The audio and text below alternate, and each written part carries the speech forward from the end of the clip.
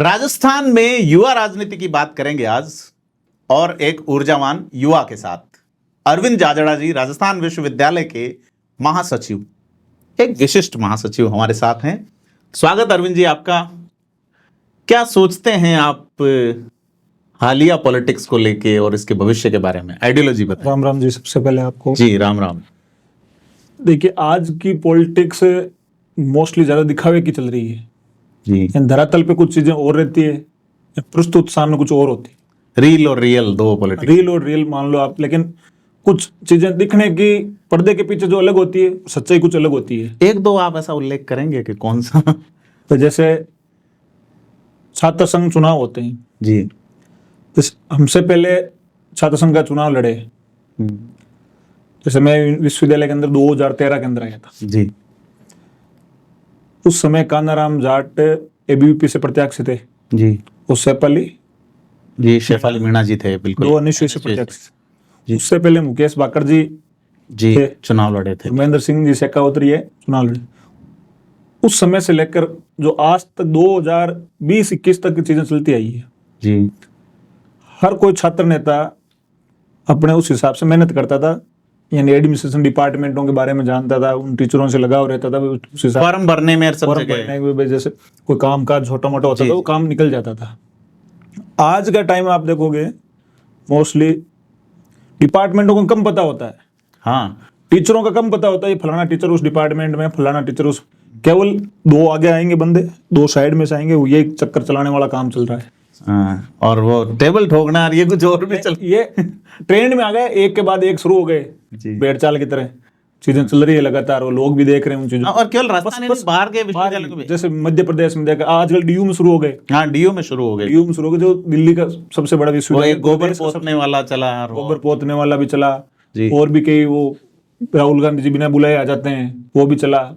कई चीजें ऐसी रही है जो आजकल सोशल मीडिया के माध्यम से चीजें चल रही है।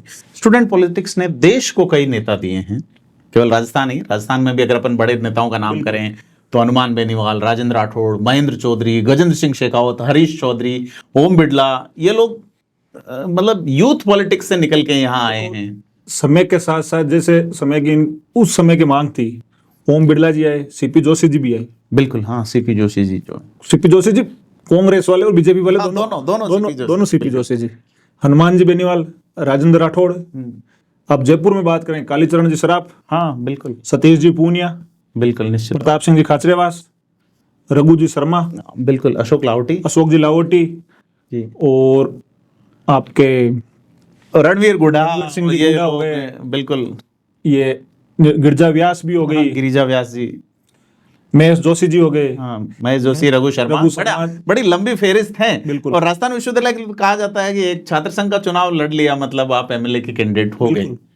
यही रहता है आमजन, अगर वो लगातार निरंतर रूप से चलता रहता है तो। जी जी। अगर फिर उसके एरिया में, जिस एरिया वो चूज करता है जी, उस एरिया में भी समय निरंतर देना पड़ता है, सब चीज कंटिन्यू अगर चलती रहती है जी तो सही, और किसी बड़े नेता का सहयोग हो जाए और जनता का ज्यादा प्यार मिल जाए तब चीजें आसानी रहती है उनको। हालांकि मेरे जीवन में ये मानना है कि जो छात्र राजनीति से निकल कर या कोई पंचायत, ग्राम पंचायतों से पढ़ा लिखा अच्छा आदमी निकल के आता है तो आम लोगों के भविष्य के साथ उनको आगे बढ़ाने का काम करता है। कई नेता ऐसे आगे बढ़े भी हैं बीते कुछ सालों में। आप कौन से नेता को ऐसे को जानते हैं? जैसे मैं नाम लूंगा तो मैं हरीश चौधरी जी का नाम लूंगा कि उनको एक बड़े नेता का सहारा मिला, हेमाराम जी का, फिर जनता का प्यार भी मिला कि वो 4 साल के अलावा कभी लेजिस्लेशन से बाहर नहीं बने मिले। 2009 में वो सांसद बनते हैं, 14 में चुनाव नहीं जीत पाए, 18 में फिर जीते, 23 में फिर जीते। तो बड़ा नेता, उनकी भी ऐसी परिस्थितियां होती है कि उनको अपनाना पड़ता है। एग्जैक्टली। उनका एज गैप भी मायने रखता है। हरीश जी के, हेमाराम जी की एज गैप भी तकरीबन 25 के आसपास था। लेकिन हरीश जी बहुत सुलझे हुए इंसान है, बहुत सुलझे इंसान, किसी के बारे में कोई जो आप अपने उनके सामने जो आए। इस बार भी उन्होंने 2-1 टिप्पणियां कर दी थी, लेकिन बाद में उन्होंने माफी मांगी। मतलब सुलझे हुए व्यक्ति हैं। जी। ये रविंद्र भाटी उसी इलाके में। बिल्कुल, रविंद्र जी थोड़ा माँ सरस्वती की उन पे कृपा है जी, दबान के धनी है जी, चीजें चल रही है। उन्होंने ये दौर शुरू किया था। तो ये चीजें कब तक चलेंगी? जनता की नब्ज तो आप जानते हो, लोगों में काम नहीं हो रहा। अगला चुनाव के ऊपर क्या रहता है जी, भाई फर्स्ट चुनाव लड़ना आसान होता है, सेकंड टाइम वो चीजें क्या रहती है, हालांकि देखो उनको सबको शुभकामनाएं, उज्जवल भविष्य की क्या रहता है क्या नहीं रहता, वो तो वहाँ की लोकल चीजें क्या है बिल्कुल उन पर डिपेंड करेगी वो चीज। छात्र संघ पे लौटते हैं, जैसे अपन बात कर रहे हैं कि छात्र संघ ने देश को कई नेता दिए, देश की राजनीति को आकार दिया। चाहे आप ये देखिए कि मैं अभी जो दौर चल रहा है 25 जून के बाद आज अपन 27-28 जून को बैठ रहे हैं, तो आपातकाल वाला जो दौर 50वीं बरसी भारत मना रहा है, आपातकाल के खिलाफ काला दिवस भाजपा इस तरह से संविधान हत्या दिवस आई थिंक इस तरह का नाम करके, उस दौर में आंदोलन करने वाले तो ये छात्र नेता ही तो थे बिल्कुल। जो आज बीजेपी मोस्टली वो छात्र नेता है, और कोई भी स्टेट की जो पॉलिटिकल पार्टी है जी, और उनके भी जो आज बड़े लीडर हैं वो उस समय के छात्र नेता ही थे। लालू यादव जी, नीतीश कुमार जी, बिहार यूपी से ले लो, और भी कई स्टेटों से हैं। बिल्कुल चंद्रशेखर जी सिंह जी वाला धड़ा, चौधरी चरण सिंह जी वाला धड़ा, इनके धड़े जो प्रमुख रूप से उभर के आए थे। चंद्रशेखर छात्र संघ में तो नहीं रहे, लेकिन चंद्रशेखर उनकी अगुवाई की थी बिल्कुल निश्चित तौर पे प्रसोपा में हुआ करते थे, प्रजा सोशलिस्ट पार्टी में, लेकिन वो अपने जो गुरु थे आचार्य नरेंद्र देव उनके आदेश पे पार्टी में सीधे काम करते थे। बट वो यूथ को आगे लाने वाले पॉलिटिक्स में जिस तरह से चौधरी चरण सिंह देवीलाल ने सपोर्ट किया, उसी तरह से चंद्रशेखर आजकल के कुछ नेता भाई दबाने की कोशिश करते हैं, लेकिन उस समय के नेता अंगुली पकड़ के साथ चलवाते थे। बिल्कुल निश्चित तौर पे जैसे बीजेपी के अरुण जेटली जी थे, हाँ, ये भी उसी दौर के निकले। अरुण जेटली, अरुण शौरी दोनों उसी दौर के निकले हुए हैं जी। बिल्कुल। सुषमा स्वराज जी थे, और भी ऐसे अनेकों नेता हैं बिल्कुल, जो आज भी अपन जैसे लोकसभा के अंदर देखें, गजेंद्र सिंह जी शेखावत छात्र राजनीति से निकल के आए हुए हैं। बिल्कुल हैं। और भी हनुमान जी बेनीवाल, हाँ, एमपी हैं, दोनों राजस्थान पे लीडरशिप करते हैं, दोनों छात्र राजनीति से निकल।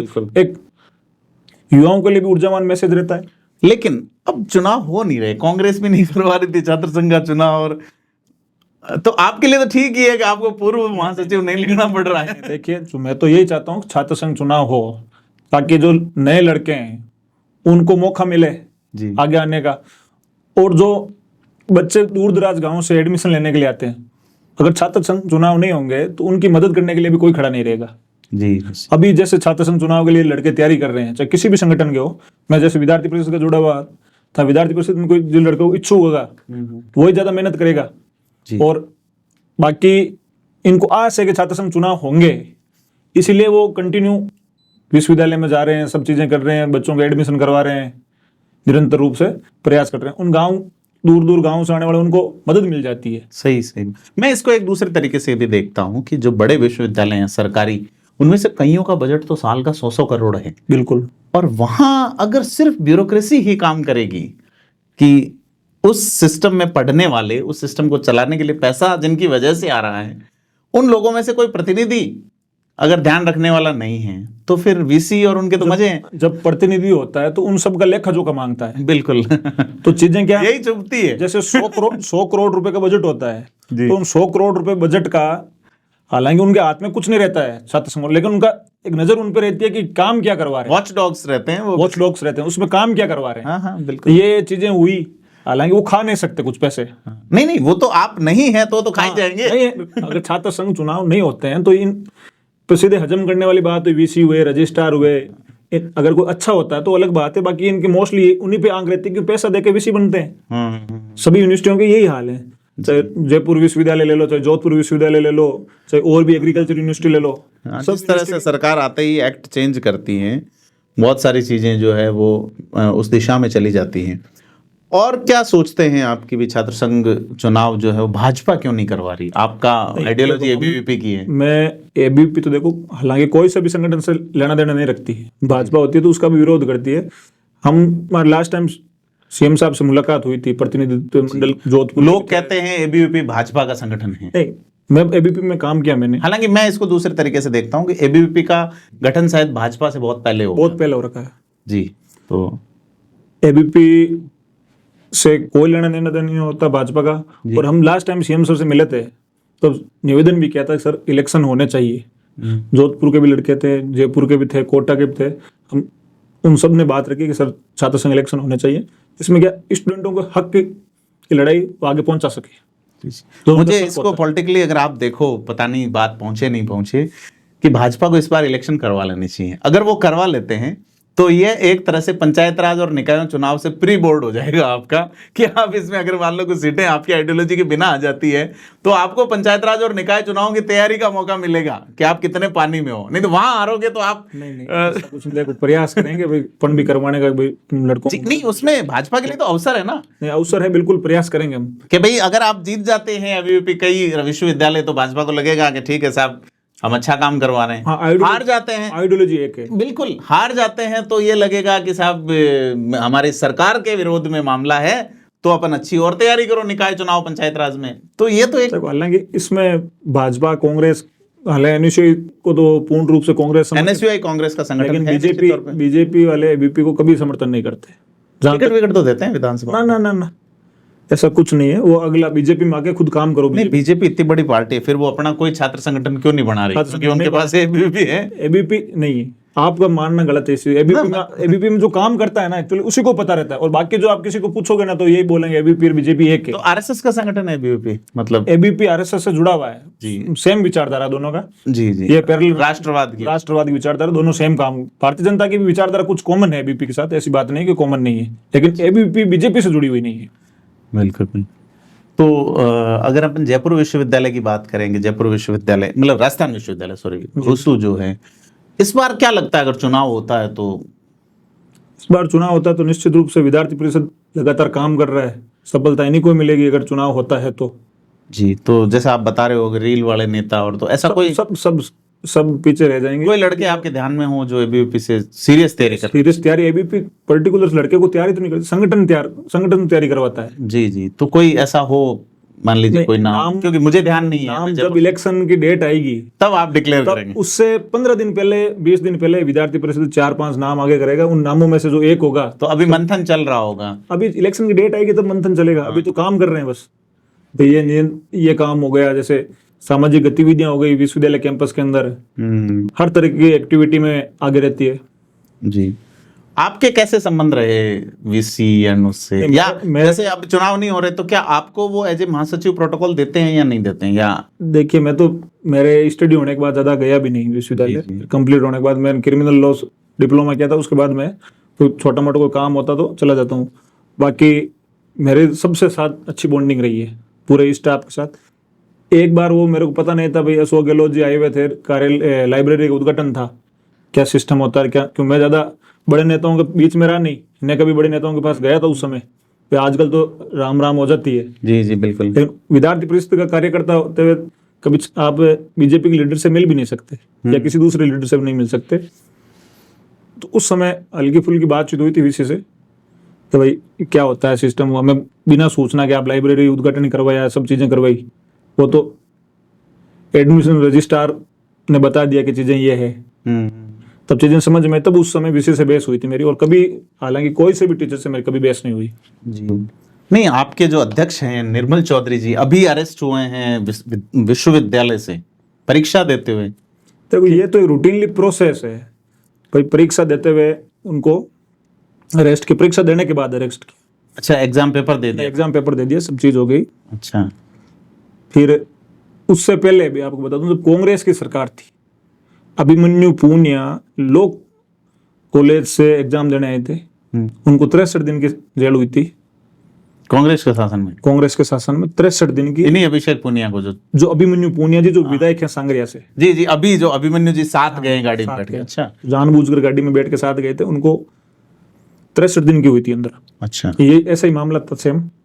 लोग कॉलेज के एग्जाम देने के बाद पुलिस वापस एग्जाम दिलाने भी लेके आई दूसरे की। हालांकि पुलिस ले जाती है तो एग्जाम दिलाने भी लेके आती है, ये रूटीनली प्रोसेस। सब छात्र नेता, ऐसा कोई छात्र नेता नहीं जो 90 के बाद में जानता हूँ। नहीं, निर्मल चौधरी ये कहते हैं उनके साथ मिसबिहेव हुआ थाने में। अब देखो, मिसबिहेव हुआ वो जाने क्या क्या हुआ और क्या क्या नहीं हुआ।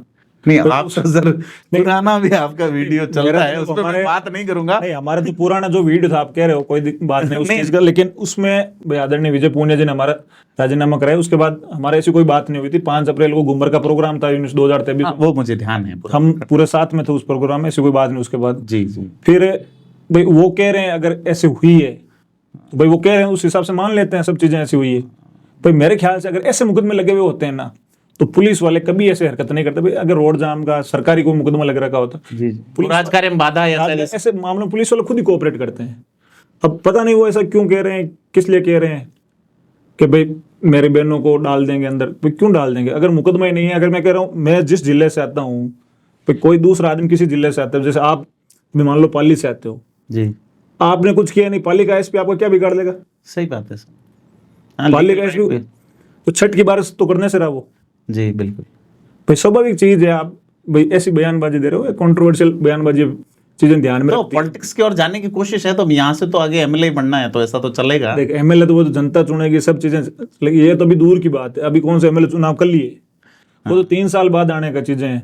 उसमें क्या होता है, क्या परिस्थिति रहती है, कल आप किस तरफ हो, किस धड़े में हो, किस धड़े में नहीं हो, जी जी सर। तो समय बदलता रहता है, चीजें परिस्थिति बदलती। मैंने आपके सामने कई लोगों के नाम गिनाए, अध्यक्षों के, जो राजस्थान विश्वविद्यालय, आपने भी खूब सारे नाम गिनाए। महासचिव कितने याद है? अरविंद जाजड़ा तो याद रहेंगे उस वीडियो के चलते, मुझे लगता है। सारे महासचिव याद है, पुष्पेंद्र जी भारद्वाज, मुझे याद नहीं है as a public person. Ramlal ji Sharma ji, Narsingh Kirad, Naresh, तो आपके पीछे लिस्ट लगी हुई होगी नरेश जी, लेकिन मैं कॉमन लोगों को कह रहा हूँ कि अरविंद जाजड़ा याद रखे जाएंगे उस एक के। नरेश जी मीणा, सतीश जी पूनिया, जी जी, और आपके अभिमन्यु पूनिया, ललित यादव जो बेरोड से विधायक हैं जी, और महावीर जी गुजर, महानंदर जी बुडानिया जी। तो मैं आप पे आना चाहूंगा कि आदित्य प्रताप सिंह जी जाजड़ जी, पारिवारिक आपका जो बैकग्राउंड है वो कैसा है? मतलब परिवार में लोग अक्सर पॉलिटिशियन ये बात करते हैं कि आप साधारण परिवार से हो, तो आपका कोई पॉलिटिकल बैकग्राउंड रहा है? मेरा कोई पॉलिटिकल बैकग्राउंड नहीं रहा। अच्छा। मेरे पिताजी डाक विभाग में नौकरी करते हैं जी, और साधारण परिवार, एक सरकारी कर्मचारी हैं। बस हमेशा यही चीजें देखते हैं कि भाई नागौर लोकल के रहे, नागौर में प्रॉपर में से रहा, तो राजनीतिक चीजें देखते थे, करते थे, सुनते थे, चीजें सामने आती थी। एक डिस्ट्रिक्ट हेडक्वार्टर रहता तो कई चीजें सामने आती बिल्कुल बिल्कुल। मैं जब से जयपुर आया विजय पूनिया जी के पास, जी, पहले छात्रावास में करा। विजय पुनिया जी बड़ा सामाजिक नाम है। बिल्कुल। और मुझे लगता है अक्सर लोग कहते हैं कि जाट समाज के ग्रामीण प्रतिभाशाली लोगों को अगर किसी ने जयपुर दिखाया तो वो विजय पुनिया। बिल्कुल। ये उनके बारे में कहा जाता है। उनके माताजी विधायक रहे हैं, उनकी पत्नी मंत्री रही हैं वसुंधरा जी की सरकार में। तो उन्हीं को आदर्श मान के चले थे जयपुर। उनके पास आए जयपुर, हमारे पास तो कुछ नहीं था। एक पिताजी सरकारी कर्मचारी थे नॉर्मल, उनके पास छात्रावास में रहे। किसी बड़े ऐसे नेताओं के पास कभी गए नहीं, क्योंकि भाई साहब के पास कभी जरूरत ही नहीं पड़ी चीजें की। जी बिल्कुल। एक फिर कोई छोटा मोटा मामला तो भाई साहब ने कहा यहीं रह जा साथ में, उन्हीं को सब कुछ मान के हमने पढ़ाई शुरू की। ये सब चीज कभी ऐसा भी नहीं कि भाई विश्वविद्यालय में रहा तो भाई साहब को ये है, भाई साहब ये बात है, कभी ऐसी बात भी नहीं बताई। जो भी किया आपने दम पे किया, स्तर पे किया। जो होती कभी विश्वविद्यालय में थे कि भाई साहब उस नेता जो यूनिवर्सिटी से निकला हुआ है वो सीनियर नेता है कि उसके पास जाके भाई साहब ऐसा ऐसा मदद करो, ये भी कभी प्रयास नहीं। भाई अगर उनको सहूलियत लगे तो आप मदद कर देना जी। नहीं तो भाई जीवन में राजनीति में चुनाव हारे हैं। पहले मैं लॉ कॉलेज का चुनाव 3 वोट से हार गया था। अच्छा, लॉ कॉलेज अध्यक्ष, बहुत करीबी चुनाव 3 वोट से हार गया था जी। फिर नेता बहुत कम स्वीकारते हैं कि मैं चुनाव हारा हुआ, हारा था 3। मुझे जानकारी नहीं थी। फिर कोविड की वजह से इलेक्शन में डिले हो गया था 2 साल। लास्ट एज पे था तो इलेक्शन मैंने 7 वालों ने लड़ा दिया था जी। विद्यार्थी परिषद से मैं टिकट मांग रहा था अध्यक्ष की। मेरी हाईकोर्ट में रिट लगी हुई थी जी। प्रोविजनल एडमिशन विश्वविद्यालय दे नहीं रहा था जी। मैं एलएलएम में एडमिशन ले रहा था उस समय जी। और गहलोत साहब की सरकार ने एक चुनाव का नोटिस निकाला था शायद तो मेरे ख्याल से जुलाई एंड के आसपास 26-27 जुलाई के आसपास कि आपको 27 अगस्त को इलेक्शन होंगे और प्रोविजनल एडमिशन दिया नहीं यूनिवर्सिटी। तो कोर्ट में रिट लगाई थी। मेरे कोर्ट में मेरे को परमिशन मिली 18 अगस्त को और 17 अगस्त को एनएसयूआई ने टिकट जारी किया था अच्छा अपना। अगर 16 अगस्त को मेरे को परमिशन मिलती हो सकता है अध्यक्ष का टिकट ही मिल जाता। लेकिन हम तो संतुष्ट हैं जो भाग्य में मिला, जो बहुत है। आगे प्रयास करते रहेंगे तो सब जनता के बीच में अगर चुनती है और पार्टी के प्रति काम करेंगे, पार्टी पूरे राजस्थान में कई काम दे, हम काम करने के लिए तैयार हैं। बाकी निरंतर रूप से यही रहा कि भाई ज़्यादा से ज़्यादा ग्रामीण परिवेश के लोगों के बीच में रहे, बिना दिखावा करें, क्योंकि हर आदमी तो दिखावे से चीज़ें चलता नहीं है। जी बिल्कुल। हर आदमी सक्षम भी नहीं है कि आज भाई उसके वहाँ चल लूँ मैं, वहाँ दिखाओ। 10 आदमी को मिले उनके पास बीच में बैठ के चाय पी के हथाई कर ली। भाई अगर मेरे से जितना पॉसिबल होता है कि भाई जयपुर में ये काम है, छोटा मोटा प्रयास करते हैं, जितना हो जाता है उतना अच्छा है, नहीं होता तो और भी ज्यादा प्रयास करते हैं। नहीं, बिल्कुल बढ़िया है। तो मैं पारिवारिक पृष्ठभूमि आपकी इसलिए पूछ रहा था कि राजनीति अब आगे की सीढ़ी है, मुख्य धारा की राजनीति, कि एक कैंपस से बाहर निकले तो पब्लिक उम्मीदों से देखती है, पब्लिक जो है उम्मीदों से देखती है कि हमारे लिए कोई आएगा। तो क्या अरविंद जाजड़ा चुनाव लड़ेंगे विधानसभा? देखो, पब्लिक उम्मीदों से देखती है, तो अगर पब्लिक चाहेगी, उनका प्यार मिलेगा, तो बिल्कुल तैयारी रहेगी। तो वो आके तो कहेंगे नहीं कि आप आओ, नहीं, क्योंकि आगे भीड़ खूब हो रही है। नहीं, वो आपके नागौर में कहावत चलती है, मंडी सांकड़ी मोटा गणा। मंडी सांकड़ी मोटा गणा पर मोटा एक तो चुनिए जी। हाँ। अगर लोग कहे 20-25% तो कहे, ज्यादा नहीं तो भी बिल्कुल तैयार हैं। और पार्टी के प्रति वफादारी में काम करा, अगर पार्टी मौको दे आगे, बिल्कुल तैयार हैं। तो बीजेपी से ही आप करेंगे निश्चित तौर पर? विचार बीजेपी से ही है पूरा जी, बाकी रास्ते खुले हैं, जो मौका दे। और बाद की परिस्थितियां कब बदलती है, क्या रहता है उनका। जी, अभी आपका निष्ठा और समर्पण पूरा अपने विचारधारा वाली पार्टी में ही। विचारधारा तो शुरू से इसी में रहे। जी जी। विद्यालय से लेकर फिर किसी संगठन से जुड़ गए। तो नागौर जो सीट है वहाँ हरेंद्र मिर्धा शायद बुजुर्ग हो गए हैं, कांग्रेस जी से, बिल्कुल सम्मान्य है ना। और उधर ज्योति मिर्धा जी हैं। बिल्कुल, ज्योति मिर्धा जी अच्छे लीडर हैं। कौन सी सीट देखते हैं आप, नागौर या क्यों सर? जहाँ पार्टी को अच्छा विकल्प लगेगा। पार्टी सिविल लाइन से लड़ा देगी तो लड़ लेंगे। बिल्कुल, पार्टी राजस्थान कोई से कोने में लड़ा देगी, चुनाव लड़ लेंगे और बाकी निरंतर प्रयास करते रहेंगे। चुनाव पैसा बहुत लगता है अरविंद भाई, कहाँ से लाएंगे पैसा? बिना पैसे के चुनाव खूब लड़े हैं जी। कई उदाहरण है, जैसे लुम्बाराम जी को देख लो आप, जालोर से। लुम्बाराम जी वाला चुनाव मैंने देखा है, पैसे तो उनके भी लगे हैं खूब, लेकिन सामने वाले पार्टी के ज्यादा लगे। सामने वाले के ज्यादा, वो तो देखो अलग अलग, पर लोग दे देते हैं, पार्टी भी दे देती कोई है। साथ वाले भाई लोग मदद भी कर देंगे, सब चीज हो जाएगी। पैसे वो तो चलता रहेगा जीवन। तो ये जो एग्रेशन की पॉलिटिक्स है नागौर की, खास करके आप देखो, हनुमान बेनीवाल एक विलक्षण प्रतिभा के धनी है राजनीति में। उनका जो शब्द चयन है, नागौर के लोग मुझे बड़े पसंद है पॉलिटिक्स में, खास करके वो जो भाषा है नागौर की थोड़ी स्पष्टवादी लैंग्वेज है शुरू से। वो रिश्ते जोड़ते हैं, पारिवारिक रिश्ते, गालियों के अपशब्दों के माध्यम से। वो तो कभी कभी सामने आ जाते हैं, ऐसा कुछ नहीं। बाकी आपसे लोगों से जुड़ाव भी रहता है, उन व्यक्तियों से, वहाँ के लोकल जो लोग होते हैं उस क्षेत्र के, उनसे जुड़ाव रहता है, तभी वो चीजें निकलती है सीधे, डायरेक्ट कनेक्ट। रिचपाल जी के जो निकलते हैं, रिचपाल जी कोई भावना में आके कोई एक दो ऐसे बोल दिया, लेकिन ये है कि नागौर में पुराने नेताओं की एक बड़ी पीढ़ी जो है वो रिटायरमेंट की ओर है, पॉलिटिकल रिटायरमेंट की ओर। आप अपने आप को कहाँ देखते हैं कि कहीं एडजस्ट होने का चांस बनता है? भविष्य में ज्यादा उम्मीद तो कभी पुराने वाले कभी कमजोर नहीं होते, मेरा मानना ये है। बूढ़ा शेर कभी भी सत्ता नहीं छोड़ता। अपना प्रयास में कोई कमी रखेंगे नहीं जीवन में। ऐसे तो कल किसी ने नहीं देखा, सूरज हमेशा उधर एक जगह से उदय होता है, अस्त वहीं होता है। हाँ। लेकिन बीच में कभी कभी पकवाड़ा भी चेंज होते रहते हैं। हाँ, बिल्कुल। कभी बादल आ गया, कभी तपिश है, तो कभी बाहर है, कई चीजें हैं।